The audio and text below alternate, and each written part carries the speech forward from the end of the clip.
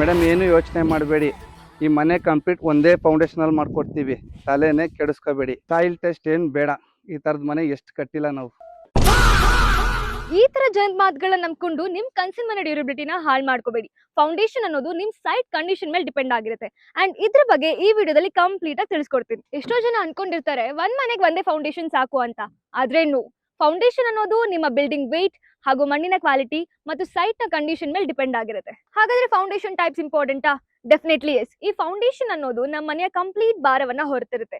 If in case ನೀವೇನಾದ್ರೂ ನಿಮ್ foundation correct ಆಗಿ ಹಾಕಿಲ್ಲ ಅಂತ ಅಂದ್ರೆ ನೆಲ ಕುಸಿಯೋದು, ಬೆರಗ್ ಬರೋದು, ಮತ್ತೆ ಕಂಪ್ಲೀಟ್ ಮನೆ ಒಂದೇ ಕಡೆ ವಾಲೋದು, ಈ ಎಲ್ಲಾ ಸಂಭವಗಳು ನಡೆಯುತ್ತೆ. ಸೊ ಈಗ ನಾವು ಫೌಂಡೇಶನ್ ಟೈಪ್ಸ್ ಬಗ್ಗೆ ನೋಡೋಣ. First one, isolated footing.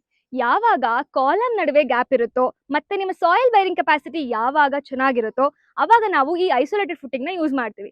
ಇದರಿಂದ ಬಿಲ್ಡಿಂಗ್ ನ ಕಂಪ್ಲೀಟ್ ಭಾರವನ್ನ ಡೈರೆಕ್ಟ್ ಆಗಿ ಸಾಯಿಲ್ ಗೆ ಟ್ರಾನ್ಸ್ಫರ್ ಮಾಡ್ತೀವಿ. ಇದನ್ನ ಕಡಿಮೆ ಫ್ಲೋರ್ ಇರೋ ಬಿಲ್ಡಿಂಗ್ ಗೆ ಯೂಸ್ ಮಾಡ್ತೀವಿ ಅಂಡ್ ಇದ್ರ ಕಾಸ್ಟ್ ಕೂಡ ಕಮ್ಮಿ ಇರುತ್ತೆ. Combined and strap footing. ಯಾವಾಗ ನಮ್ಮ ಸೈಟ್ ತುಂಬಾ ಚಿಕ್ಕದಾಗಿರುತ್ತೋ ಅಂಡ್ ಕಾಲಮ್ ಯಾವಾಗ ಹತ್ತತ್ರ ಇರುತ್ತೋ ಅವಾಗ ಲೋಡ್ ನ ಎಫಿಷಿಯಂಟ್ ಆಗಿ ಡಿವೈಡ್ ಮಾಡೋದಕ್ಕೋಸ್ಕರ ಈ ಫುಟಿಂಗ್ ನ ಯೂಸ್ ಮಾಡ್ತೀವಿ.